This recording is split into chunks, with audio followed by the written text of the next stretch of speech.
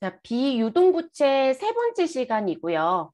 자, 이번 시간에는 충당부채라고 해서 나오는 부분 얘기를 좀 해볼게요. 근데 이 충당부채 얘기를 하면서 우발자산 얘기를 해야 될 거고요. 그리고 충당부채 종류는 몇 가지가 있는지 저희는 충당부채 얘기를 하고 곧바로 퇴직급여 충당부채가 구성이 되어 있고 회계 1급 같은 경우에 그리고 나서 뒤에 가서 2회에 충당부채가 누가 있다 이렇게 얘기하거든요. 근데 저희가 이번 시간에 그 충당부채 전체를 한꺼번에 개정 과목 누가 있는지 내용을 한꺼번에 정리를 할게요. 저희가 세 가지 정도의 충당부채가 있어서. 자, 그리고 이번 시간에 또 하나 뭐 더 할 거냐면요. 기타 비유동부채도 여기서 마무리를 하겠습니다. 우리가 퇴직금 관련된 부분은 한꺼번에 다 진행을 할 거거든요. 그래서 퇴직금 부분이 끝나지고 나서 뒤에 기타 비유동부채가 또 있어요. 근데 그것도 이번 시간에 설명을 같이 드려볼게요. 자, 그래서 교재는 124페이지 펴주시면 되겠습니다. 세무이급 교재도 비슷한 페이지이긴 합니다. 그러면 넘어가 볼게요. 자, 충당부채라고 하는 건 왜 만들어졌느냐. 우리가 충당부채라는 표현을 쓰기도 하고요. 그리고 우발부채라는 표현을 쓰는 게 또 있어요. 근데 달라요. 그래서 우리가 충당부채라고 쓰는 부분과 우발부채라고 쓰는 건 같은 계정의 의미가 아니라는 거. 자, 충당부채라고 부르는 부분은 장부를 조회했을 때 장부에 무엇 되어 있다? 계상되어 있어요.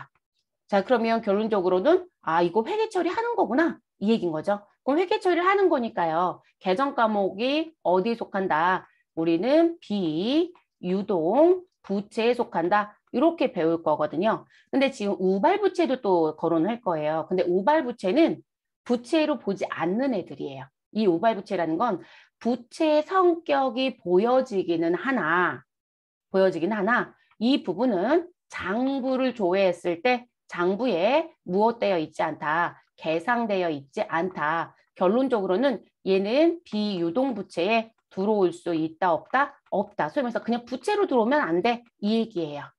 그래서 나온 부분. 그러면 이 구분점이 필요하겠죠. 누군가는 부채로 보고 누군가는 부채로 보면 안 된다. 그런데 갚을 빚의 의미는 가지고 있는데도 불구하고 그러면 우리가 부채로 들어올 수 있는 요건들이 있겠죠. 그래서 그 부분을 우리가 뭐라고 하냐면 충당부채라고 얘기를 합니다. 그래서 이 충당부채라는 건 미래에 갚아야 될 빚을 미리 충당해서 가지고 있는 빚이에요. 그러면 이런 의미가 되겠죠. 우리가 앞에서 회계 부분을 얘기했을 때 재무제표가 갖고 있는 한계점을 들어가서 보니 우리 회사의 화폐로 진행됐던 부분에 대해서 보여줄 수는 있지만 전반적인 경제적인 사건을 다 보여줄 수는 없다. 그리고 지금 제공되고 있는 재무제표에는 무엇이 추정치가 포함되어 있다. 근데 추정치라는 건 어떻게 될 거라는 예상을 해서 그걸 장부에 올려주는 거거든요. 거기에 대표적인 게 자산에서 배웠던 우리 대손 충당금도 추정치라고 말씀을 드렸었고요. 지금 저희는 부채 얘기를 배우는 거네요. 그럼 부채를 배우면 미래 갚아야 될 빚 대표적인 게 퇴직급여 충당부채. 그러면 퇴직급여 충당부채는 결산을 맞이했습니다. 라고 했을 때 우리는 12월 31일 날짜를 기준으로 무엇한다? 모든 종업원을 우리 무엇시키겠다? 쇠사시키겠다고 가정을 세워요. 그러면 퇴사를 한다라고 가정을 세우고 그리고 나서 회사가 무엇해야 되는 거?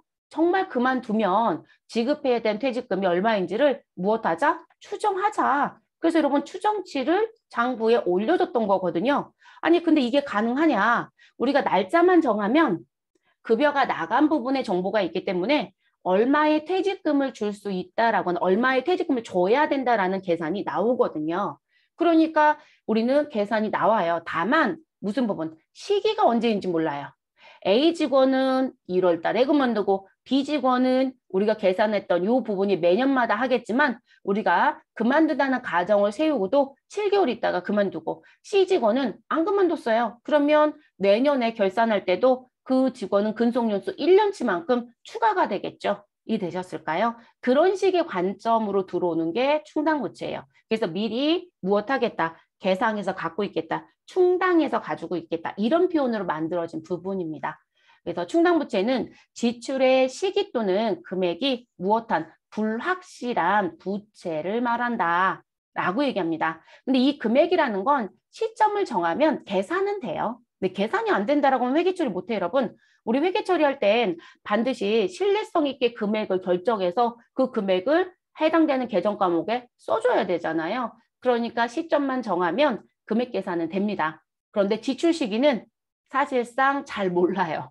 네, 나갈 위험성을 갖고 있다는 건 아는데 그게 내년인지 후년인지 1개월 뒤인지 7개월 뒤인지는 알 수가 없습니다. 그래서 시기는 사실 불확실한 게 맞고. 자, 그리고 이 충당부채라고 하는 건 장부에 계상되는 부채라고 했어요. 그래서 이거를 이렇게도 얘기해요. 이 충당부채를 부채성 충당금이다라고도 해요.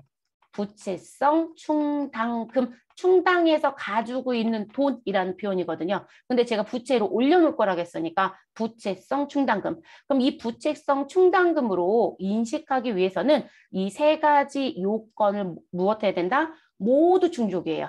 여러분, 모두 충족. 자, 그래서 모두 충족했다라고 하면 부채로 가라. 그런데 이 세 가지 중에 하나라도 충족을 못했다라면 그 부분은 뭐가 된다? 자, 우발부채야 라고 얘기합니다. 그래서 이 우발부채로 인정이 되어지면 우리 무엇 하겠다? 그 부분은 재무제표 본문에 기록을 하진 않지만 어디에 공신하겠다? 주석에 공신은 하겠다. 근데 여러분 우발부채를 또 못 들어오는 것도 있어요. 그거는 아예 있으면 안 돼요. 네, 아예 주석에도 있으면 안 됩니다. 그래서 이렇게 구분해서 간다는 거. 그래서 우발부채는 부채가 아니다라는 거. 자, 충당부채 인식요건에 가서 봤더니요. 과거 사건이라든지 거래의 결과로 인해서 현재 의무가 존재한다. 법적 의무가 있다. 이렇게 얘기하네요. 그러면 종업원을 고용해서 우리 근속연수가 1년 이상이 된 종업원이 우리 회사에는 250명이 있다. 그러면 우리 회사는 근속연수 1년 이상이 되면 근로기준법상 뭘 주라는 법령이 있다? 퇴직금을 주라는 법령이 있다. 그래서 우리가 취업규칙을 잘 만들어야 해요. 그래서 우리가 순수한 연봉제로만 가겠다. 외국 기업처럼 퇴직금이 없는 제도로 가겠다. 그럼 취업규칙에 그게 명시되어 있어야 되고요. 근로계약서 쓸 때도 명시가 되어 있어야 됩니다. 근데 근로계약서에 쓰지도 않았고 나 면접 볼 때도 그런 얘기 들은 적 없어요. 그런데 퇴직금을 안 주겠대. 우리는 회사는 퇴직금 없어요. 이렇게 얘기해요. 네, 근로기준법 위반입니다. 그냥 신고해버리시면 퇴직금 받을 수 있어요, 여러분. 어차피 그 사장님 다시 보실 거 아니잖아요. 그 회사 보실 거 아니면 그냥 신고해버리시면 됩니다. 그래서 그러면 지금 직원을 고용해서 노동을 제공했고 회사가 임금을 줬고 근로기간 몇 년? 1년 이상이 됐다는 거죠. 그러면 우린 퇴직금을 줘야 될 의무가 생겼다고요. 이해되셨어요? 자, 그리고 당의 의무를 이행하기 위해서는 내가 무엇이 갖고 있는 재산이 밖으로 나가게 되더라. 자원의 유출 가능성이 매우 높다. 여러분 그냥 높은 건 절대 못 돌아요. 그래서 말장난을 칠 때 이 매우자를 빼는 출제자가 있습니다. 매우 높다가 맞습니다. 그래서 매우 높다. 그러니까 언젠가는 대변에 돈이 나갈 거야 이 얘기입니다. 현금이 밖으로 나갈 거야 이 얘기를 하는 부분. 그렇죠. 퇴직금 줘야죠. 그만두면. 그럼 돈 나가죠. 자, 그리고 그 의무 이행에 소요되는 금액을 무엇할 수 있다? 신뢰성 있게 추정할 수 있다. 얼마 정도가 필요해? 라고 하는 부분 이해되셨어요? 그래서 이 세 가지 요건에 의해서 모든 부분이 충족되었다라면 우리는 대변에 부채성 충당금 계정 과목을 쓰고 차변에 누가 들어온다? 다 비용이 여러분. 이건 결론을 내드리면 지금 이렇게 요건이 충족이 되잖아요. 그럼 회계 처리하셔야 돼요. 언제 하신다? 이거 여러분 결산 때 합니다. 그래서 결산 시점에 우리는 차변에 누구를 쓰자? 관련된 비용 계정 과목을 씁니다. 비용 계정 과목을 퇴직금이었다 그럼 퇴직급여를 쓸 거고요. 하자 보수와 관련된 부분이었다 그럼 하자 보수비를 쓸 거고요. 이해되셨을까요? 아, 우리는 수선과 관련된 부분 때문에 설정한 거다. 그러면 수선비를 설정할 거고요. 그래서 차변에 비용 계정 과목이 들어옵니다. 그리고 대변엔 누구를 써주시면 된다? 충당 부채를 씁니다. 부채성 충당금을 쓰자. 그래서 땡땡인지 땡땡땡인지 모르겠지만 어쨌든 앞에 누군가 나와져 있을 거고요. 뒤에 충당 부채라고 하는 부분을 기록합니다. 과거에는요. 충당금이라고 더 많이 불렀어요. 근데 계정 과목 이름표를 회계 기준도 바뀌거든요. 이것도 계정이라는 게 있어요. 그래서 그 계정에 의해서 충당금을 충당 부채로 다 바꿨고요. 우리 앞에 뭐 배우신 적 있냐면 유형자산 배울 때 감가상각 누계액 이렇게 배웠죠, 여러분. 그것도 감가상각 충당금이었어요. 네, 근데 누계액으로 바꿔버렸어요. 이름들은 바뀝니다. 그래서 실제 현업에 가시면 여전히 이 충당부채를 충당금이라고 부르신 분이 많고요. 그리고 더 재밌는 건 세법은 충당부채라고 안 불러요. 세법은 퇴직급여 충당급이라고 부릅니다. 그래서 법인세 신고할 때 퇴직급여 충당금 조정을 했는지를 봐라라고 얘기합니다. 그래서 법은 그대로 충당금, 회계는 개정 과목이 바뀌어서 충당부채라고 부르는 것뿐이에요. 그래서 이런 회계 처리가 등장이 됩니다. 됐을까요, 여러분? 그리고 대변에 부채 만들어 놨다가요. 정말로 그만두면 차변에 보내서 상계 정리하는 거예요. 그리고 아니 이 충당부채를 왜 결산 때 이 요건 인식이 되면 결산서에 올려주느냐. 여러분 제가 단편적으로 뭐 보여드렸어요? 차변에 비용 들어왔잖아요. 그러면 여러분 지금 종업원이 1월 1일부터 12월 31일에 회사의 소속으로 열심히 일을 했고 그 사람을 위해서 회사는 이익적인 부분이 생겼겠죠, 여러분. 그쵸? 매출이 일어났을 것이고 이해되시나요? 종업원을 고용하는 건 회사를 운영하는 과정 중에 필요해서 고용하는 거잖아요.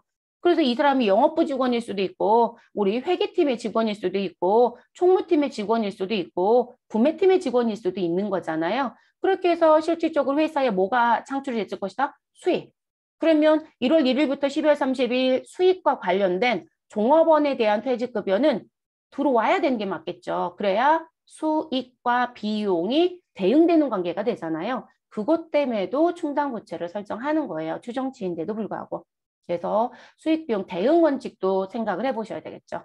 그러면 충당부채를 측정하는 건 그리고 측정했던 충당부채가 변동이 됐다라면 그리고 그 충당부채를 사용한다는 건 종업원이 그만뒀다, 수선하는 게 생겼다 이런 식의 관점이다. 내가 건물을 지었는데 건설업을 하고 있어요. 하자보수 충당부채를 설정했는데 정말 하자가 생겼다. 그러면 하자 고쳐야죠. 이해되셨어요? 그걸 사용이라고 표현합니다. 자, 측정은 어떻게 하셔라. 충당부채로 이직하는 금액은 결산 때 한다고 했고요. 현재 의무 이행에 소요되는 지출에 대한 부분을 추정하는 것이다. 그런데 제가 결산한다는 거 벌써 단서 드렸잖아요. 그러니까 뭐라고 얘기한다. 보고기간 종료일, 우리 12월 31일 현재 최선의 추정치여야 된다. 최선의 추정치. 표현을 그렇게 얘기합니다. 네, 그래서 정확하게 계산만 하시면 되는 거고요. 단, 충당부채 명목가액과 현재 가치의 차이가 중요하다라면 여러분 이건 무슨 얘기예요? 지금의 금액과 미래의 금액이 차이가 생긴다는 거죠. 근데 명목가액은 그냥 지금 설정해서 장부에 올리는 금액을 명목가액이라고 하고요. 근데 그렇게 올려놨던 가치가 미래에 바뀌기도 하거든요. 그러면 그 가치에 차이가 생기는 거죠. 그게 현재 가치라고 표현해드렸으니까. 그러면 지금 그 명목가액과 현재 가치의 차이가 중요하면 현재 가치로 우리 무엇해도 충당부채로 측정을 해도 괜찮다. 그거를 현재 가치로 평가한다라는 얘기입니다. 자, 충당부채의 변동입니다. 자, 이 부분은 결산 시마다 매번 재검토를 하는 거예요. 그래서 우리가 어떤 회사에 가든 연봉제 퇴직금이 아닌 이상 결산 때마다 지급해야 되는 퇴직금을 매번 계산을 할 거예요, 여러분. 그러면 우리는 종업원이 지금 현재 200명이다. 그리고 이들의 근속연수는 다 제각기지만 근속연수는 지금 현재 모두 다 1년을 무엇하였다? 다 넘어갔다. 1년 이상자이다. 라고 얘기합니다. 그러면 2021년도에 이제 어떤 그래프로 시작을 했는지 모르지만 2021년도에는 지금 현재 이만큼의 퇴직금이 필요하다고 합니다. 그러면 저는 이 금액만큼 퇴직금을 설정했겠죠. 근데 여러분 지금 2021년도에서 2022년도가 되면 우리는 1년이라는 경과가 생겼죠. 그럼 여러분 근속연수가 뭐가 돼요? 플러스 1년이 더 들어가는 거죠. 그러면 1년을 더 일했으니까 1년만큼 퇴직금이 더 나가야 되겠네요. 그러면 우리는 2022년도에 가서 무엇할 것이다. 모든 종업원이 그만두면 지급해야 된 퇴직금이 얼마냐라고 얘기할 거거든요. 그래서 계산해봤더니 요 수준에 나왔대요. 그러면 그래프가 위로 올라가야 되는 거잖아요. 소위 말해서 지급해야 된 금액이. 그럼 제가 이렇게 점을 찍었던 시점에 요만큼의 차이만큼만 무엇하면 될까요? 추가하면 되죠.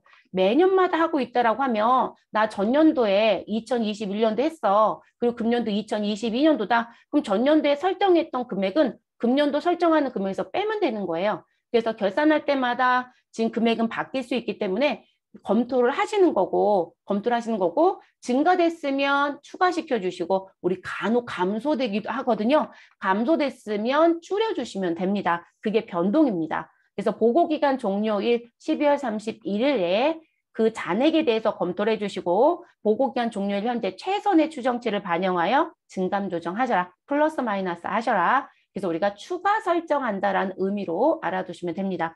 그러면 우리 대손충당금 설정할 때도 여러분 과거에 대손충당금을 설정한 적이 있기 때문에 추가 설정한다 이렇게 표현했었죠. 근데 원리가 비슷하다고 보시면 되겠습니다.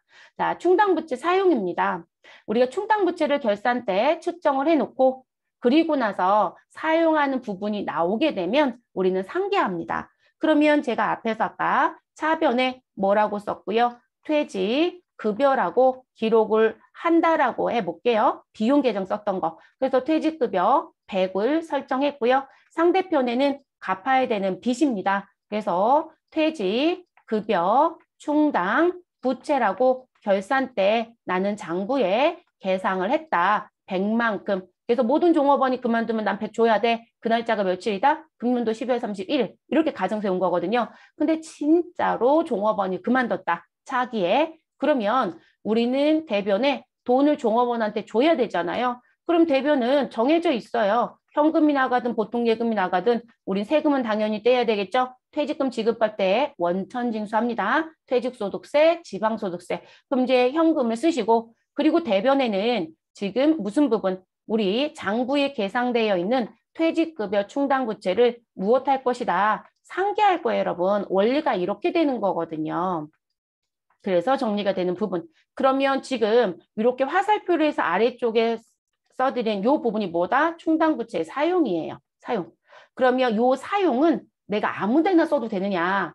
대변에 올려놨던 계정 과목이 이름표가 다 있을 거라고 했잖아요. 그러면 그게 목적에 의해서 이름표가 만들어지는 거예요. 퇴직금 목적이다. 퇴직급여 충당부채. 수선 목적이다. 수선 충당부채. 아, 우리 건설업인데 하자보수 때문에 만들어 놓은 거다. 그럼 하자보수와 관련된 충당부채. 이렇게 다 해놨을 거거든요. 그러면 충당부채가 여러 개가 있는데 내가 아무거나 가져다가 아무 데나 써도 되느냐? 안 되죠. 분명히 측정할 때부터 목적을 정해놓고 하는 거거든요. 그래서 의도한 목적과 용도에만 사용하는 게 원칙입니다.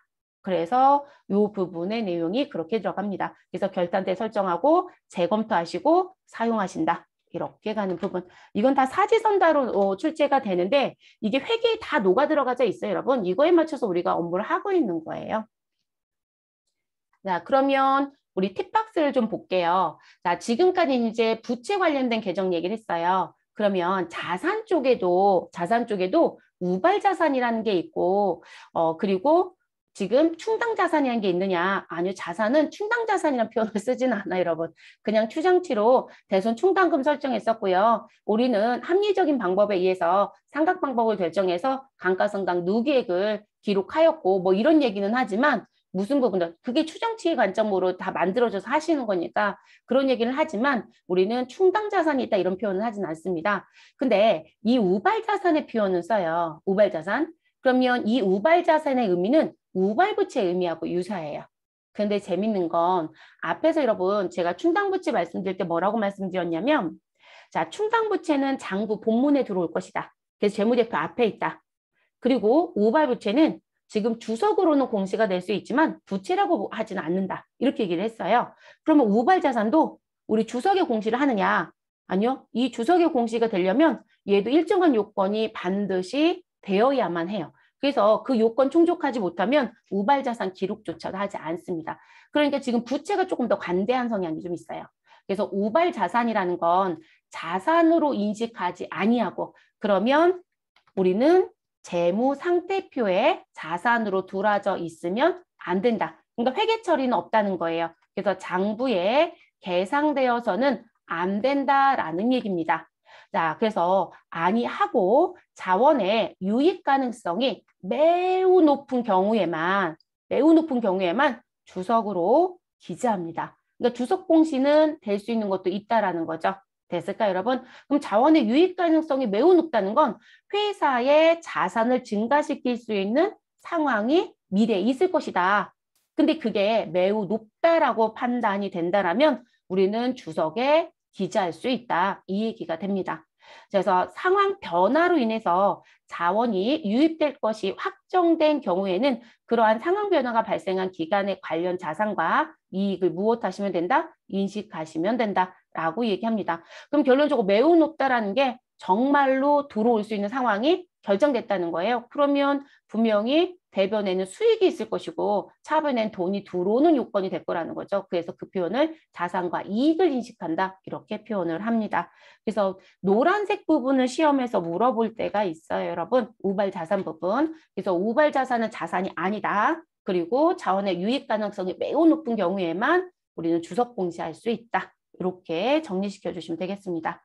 자, 하단에 예제 문제가 있습니다. 원래 지금 이 충당부채도 회계급수에서는 시험 출제를 잘 하지 않았었습니다. 근데 최근 들어서 출제가 계속 나오고 있는 추세예요. 원래 이 문제가요, 세무급수에서 꽤 많이 나왔던 문제들이거든요. 특히 세무 1급에서 제일 많이 냈었고, 근데 지금은 회계 1급부터 전부 다 알아야 되는 상황이 됐어요. 그래서 회계 쪽은 세무와 회계의 차이점이 거의 없어요. 세무 2급하고 회계 1급하고 차이점이 몇 가지 빼고는 아예 차이점이 없다라고 볼 정도로 난이도가 같아진 상황이 됐습니다. 다음 중 충당부채, 우발부채 및 우발자산에 관련된 내용으로 틀린 것은? 이라고 묻습니다. 자, 충당부채를 인식하기 위해서는 과거 사건이나 거래 결과로 현재 의무가 존재하여야 한다. 맞죠, 여러분? 자, 그리고 두 번째, 충당부채를 인식하기 위해서는 해당 의무를 이행하기 위하여 자원의 유출 가능성이 매우 높고 그 의무 이행에 소요되는 금액을 신뢰성 있게 추정할 수 있어야 된다. 그쵸? 금액을 신뢰성 있게 추정할 수 있어야 된다는 문구도 따라다니죠. 그러면 1번과 2번 얘기는 이 세 가지 요건을 모두 다 충족해야 돼요 라고 했을 때 나온 부분. 그래서 우리 첫 번째 1번이었고 지금 여기서 끄는 게 2번이었고 이게 3번이었고 이런 식으로 얘기했잖아요. 그래서 모두 충족해야만 우리는 뭐로 들어올 수 있다? 충당부채로 들어올 수 있다. 이렇게 얘기했었죠.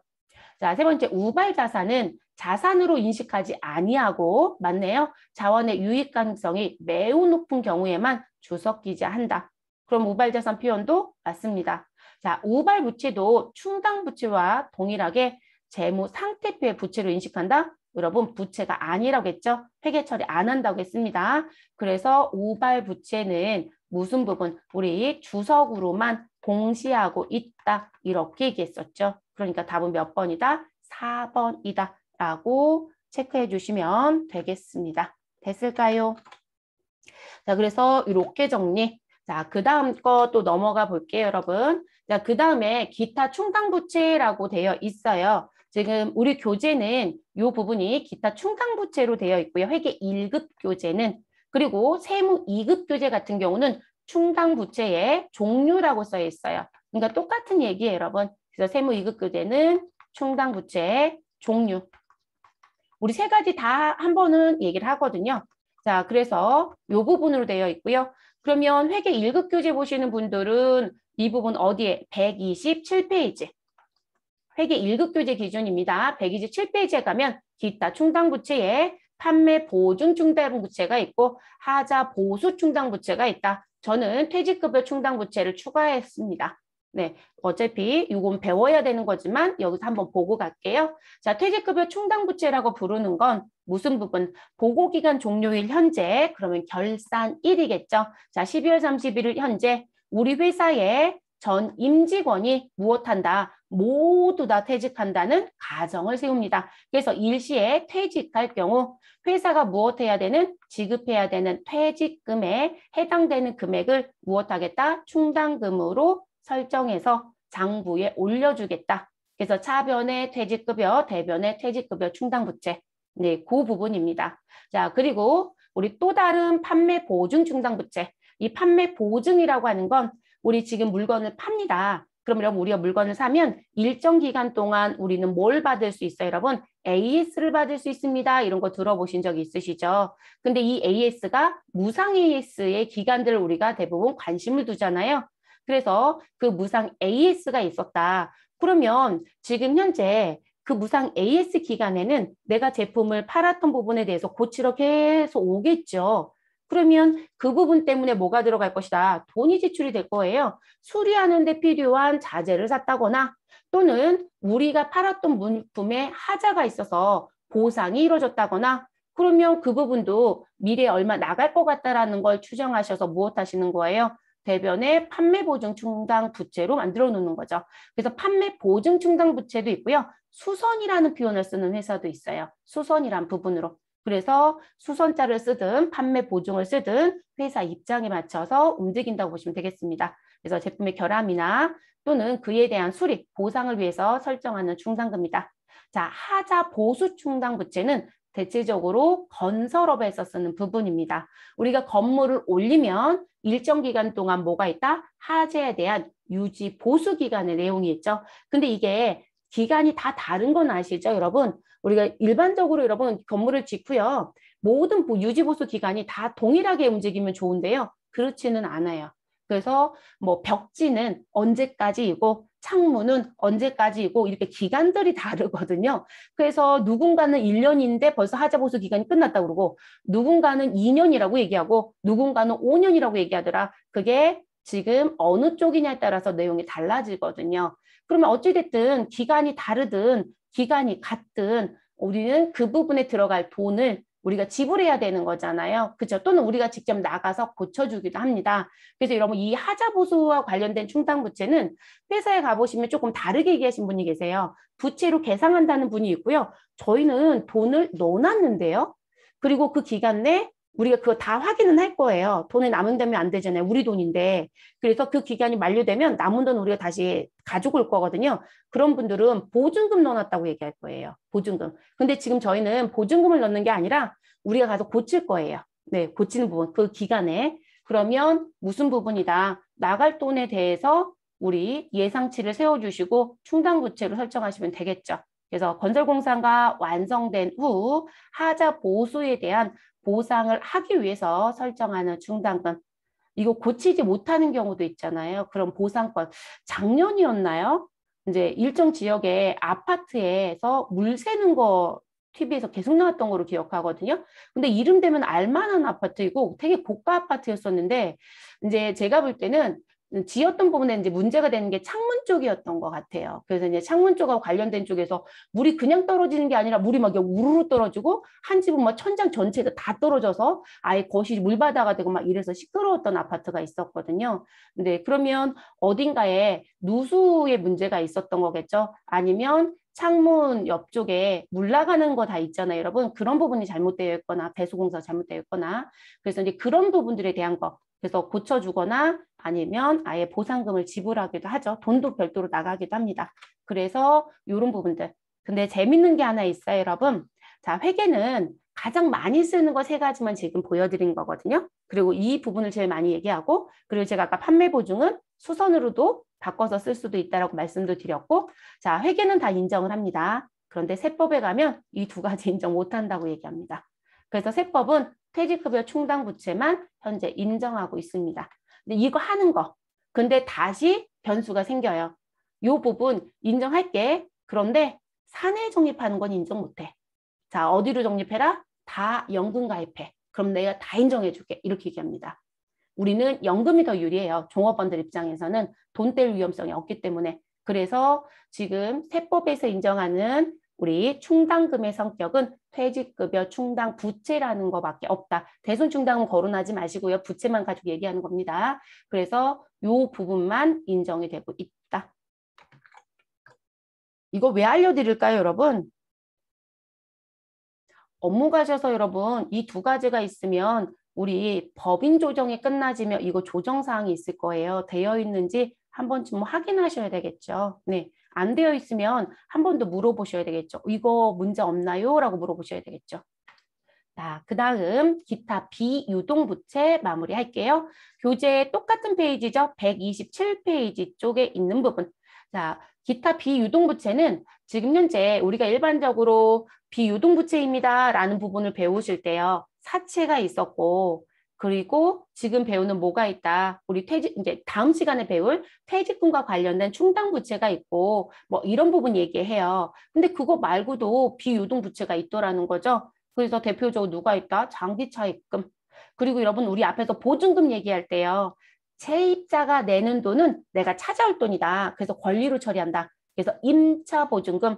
그러면 집주인은 돈을 받았을 것이다. 그도 보증금이 있겠죠? 근데 갚을 빚이죠. 그러면 임대 보증금을 하겠었죠. 그것도 얘기해야 되겠죠, 여러분. 그리고 미지급금 중에 뭐가 있다? 장기 미지급금이 있을 수도 있겠죠. 그래서 기타 비유동부채는 우리가 대표적으로 볼만한 것만 써드린 거예요. 장기자가 붙으면 모두 다 비유동부채입니다.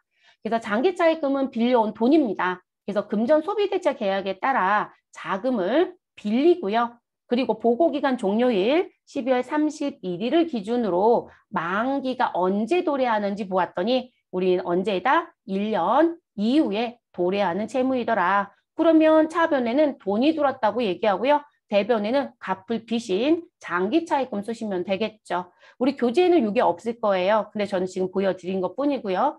그러니까 특이한 건 없어요. 대변에 지금 얘기하는 이 계정이 그대로 들어온다는 것만 우리 인식을 하시면 되시는 거니까. 자, 임대보증금은 집주인이 받은 보증금입니다. 그래서 임대인이 부동산이라든지 동산을 빌려주시고 받은 보증금을 말한다. 자, 그리고 이 임대보증금은 받았을 때 대변에 갚을 빚처럼 보증금으로 잡아놓으시고 임차인이 무엇하면 나가면 그렇죠. 세입자가 나가면 무엇 하셔야 된다. 반환해 주셔야 되겠죠. 그래서 임대기간이 종료되는 시점에 임차인한테 반환해 준다. 그래서 갚을 빚이에요, 여러분. 갚을 빚. 자, 장기 미지급금. 자, 우리가 일반적으로 여러분 미지급금의 의미가 뭐였었나요? 상거래이다, 상거래가 아니다, 상거래가 아니다. 그래서 일반적인 상거래 이외에서 발생된 거래였겠죠. 그래서 우리가 비품을 구입하였다, 자동차를 구입하였다, 뭔가를 구입을 했어요. 그 구입을 하고 발생한 채무를 처리할 때 미지급금입니다. 또는 차변에 비용이 쫙 발생이 되고 나는 무슨 부분? 미지급금이라는 걸 쓰실 수도 있겠죠. 자, 그래서 그렇게 나오는 부분들. 자, 그러면 지금 그 갚아야 되는 빚이 우리가 1년 이내이다. 무슨 기간이요? 보고기간 종료일을 기준으로. 그러면 1년 이내이시면 미지급금이고요. 1년이 넘어가게 되면 장기 미지급금이라고 처리해 주시면 되겠습니다. 됐을까요? 그래서 대변에 장기 미지급금. 그리고 이 장기 미지급금은요. 한 번에 갚지 못해요. 대부분 이렇게 장기 미지급금 보면 분할로 갚는 경우가 더 많아요. 상환일자에 맞춰서 분할로 갚는 경우가 더 많습니다. 그래서 우리가 뭐 1차를 갚았다, 2차를 갚았다, 3차를 갚았다 이렇게 얘기들을 하게 되죠. 그래서 요 장기 미지급금 나왔으니까 하나 설명드릴 부분 중에 우리 시험 문제 이런 부분들이 있어요, 여러분. 내가 뭔가를 빌려왔다라고 얘기를 합니다.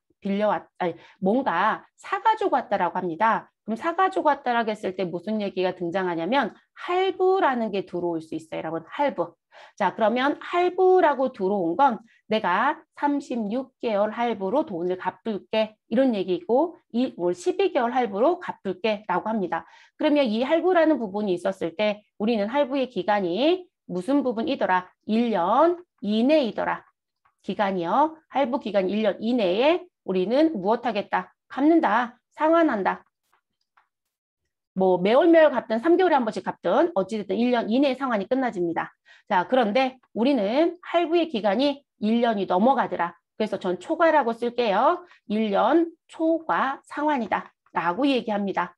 자, 예를 들어서 여기는 몇 개월, 12개월로 모든 상황이 끝나진다 이 얘기고 여기는 우리 12개월이 넘어간다는 얘기죠. 나는 3년에 걸쳐서 상환하겠다. 36개월이다. 이렇게 얘기합니다. 그러면 할부라는 거론이 나왔어요. 자동차를 구입하고 할부로 갚겠다. 그런데 12개월 이내이다. 그러면 우린 대변에 뭐라고 쓰시면 된다. 할부라는 얘기가 나오면 미지급금이라고 기록하시면 되겠습니다.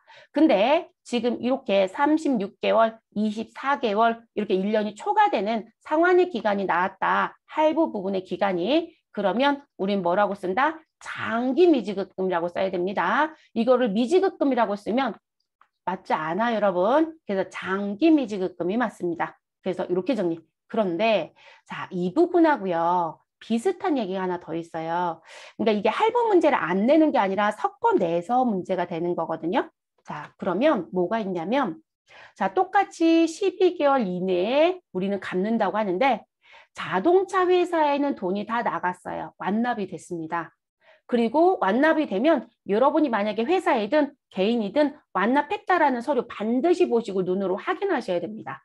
자, 그래서 완납했다는 증서가 붙어 있고요. 근데 저는 24개월로 갚아야 되고 12개월로 갚는다고 해요. 그래서 뭔데? 라고 했더니 아, 저요. 캐피탈 통해서 자동차 샀어요. 라고 해요. 캐피탈. 우리 이렇게 더 많이 싸지 않아요? 그죠? 캐피탈. 그러면 여러분 이거 무슨 부분일까요? 여러분 캐피탈은 돈놀이 하는 사람들이죠? 대부업자, 금융업자 이렇게 얘기하잖아요. 그쵸? 그러면 미지급금이 답이 될 수가 없어요. 차입금이어야 되겠죠. 왜냐면 자동차 회사한테 돈을 갚는 게 아니에요. 자동차 회사는 이 캐피탈 회사가 벌써 갚아버렸어요, 여러분. 그래서 제가 완납증 확인하시라는 거예요. 그거 실수하시면 안 돼요. 확인하신 게 맞아요, 습관으로. 얘네 거짓말 시킬 수도 있는 거잖아요, 여러분. 얘가 사기를 칠 수도 있는 거니까 완납증은 항상 붙어 있는지 확인합니다. 그래서 완납했고 나는 나누어 갚는 거예요.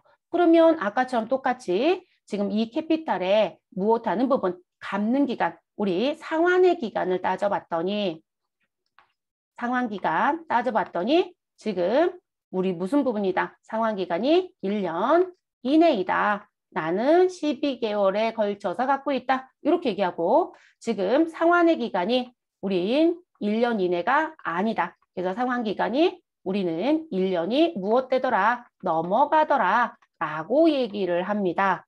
그러면 아까하고 똑같은 상황 만들어 드릴게요. 나는 12달 동안 갚을 거야. 12개월 약정했단 얘기겠죠. 자, 그리고 나는 36개월 동안 나눠내기로 했어. 이렇게 얘기합니다.